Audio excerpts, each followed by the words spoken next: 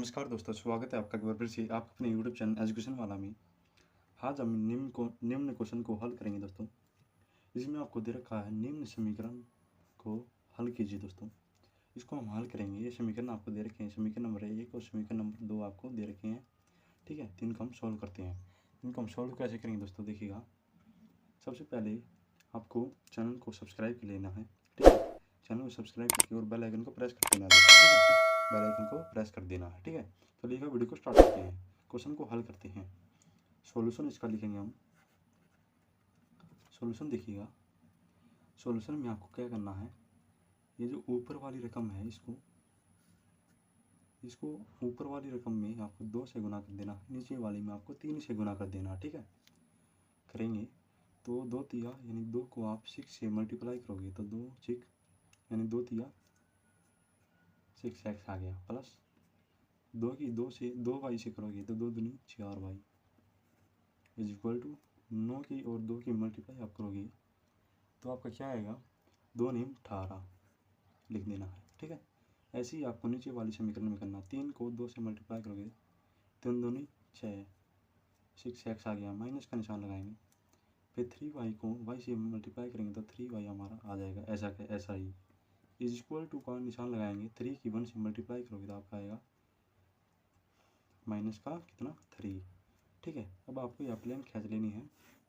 इस समीकरण को आपको समीकरण नंबर 3 दे देना है, इसको समीकरण नंबर 4 आपको दे देना है। ठीक है, और आप देखिएगा आपको चिन्ह चेंज करना है। ये प्लस का है तो यहाँ पे माइनस हो जाएगा, ये माइनस का ये पे प्लस हो जाएगा, ये माइनस का तो यहाँ पे फिर से प्लस हो जाएगा। तो मैंने आपको बता रखा है, अगर एक संख्या प्लस की हो, एक संख्या माइनस की हो, देखिएगा यहाँ पे एक संख्या प्लस की हो और एक संख्या माइनस की हो तो ये हमारा माइनस आता है। ठीक है, और जो हमारा एक संख्या माइनस की हो और एक संख्या प्लस की हो ये भी हमारा माइनस आता है। अगर दोस्तों हमारा माइनस माइनस आ जाता है तो ये हमारा प्लस हो जाता है, और प्लस प्लस होता है ये भी हमारा प्लस हो जाता है। आप इन सभी को चिन्हों को याद कर लीजिएगा। ठीक है, इन सभी चिन्हों को आप याद कर लीजिएगा। ठीक है, अब इसको हम कैसे सोल्व करेंगे दोस्तों, यहाँ पे देखिएगा। ये जो आपको यहाँ पे 6x दिख रहा है, 6x में से ये हमारा कट जाएगा आपस में। फिर आप देखिएगा 4y और 3y को हम जोड़ेंगे तो हमारा 7y आएगा। 7y आ गया, इज इक्वल टू में हम 18 प्लस 3 करेंगे तो हमारा 21 आएगा। तब हम इसको कैसे करेंगे, 7y हमारा आ गया, इज इक्वल टू में हमारा 21 आ गया। y का मान हमें ज्ञात करना है, तो y का मान हम कैसे ज्ञात करेंगे, यहाँ पे देखिएगा, यहाँ पे y लिखेंगे, यानी कि जो 7y है 7 मल्टीप्लाई y है तो y को हम निकाल देंगे तो इज इक्वल टू में हमारा 21/7 आ जाएगा। तो 7 1 जा और 7 3 जा, तो दोस्तों y का मान हमारा आ गया है 3।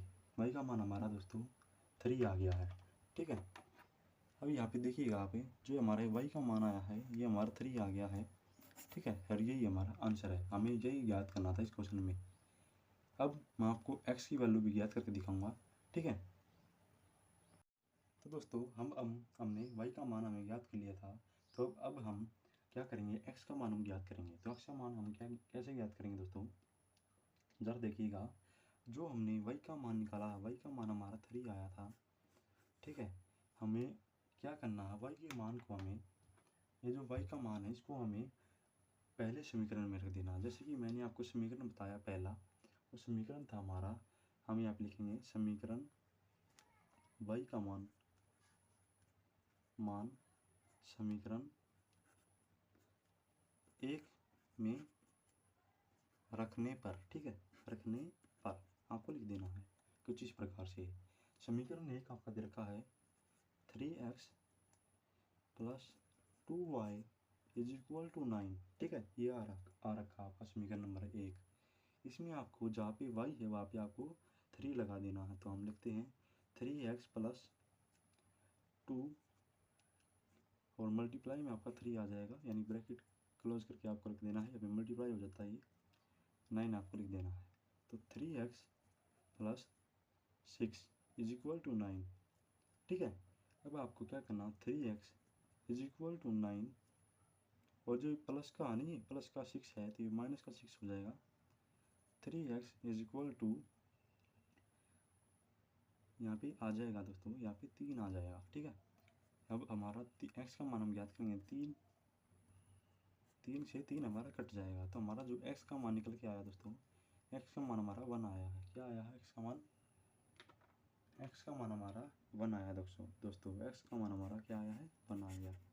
ठीक है, और यही हमारा आंसर हो गया। पहला आंसर हमारा y का जो आंसर आया वो आया था 3, और जो x का मान आया है वो हमारा आया है 1।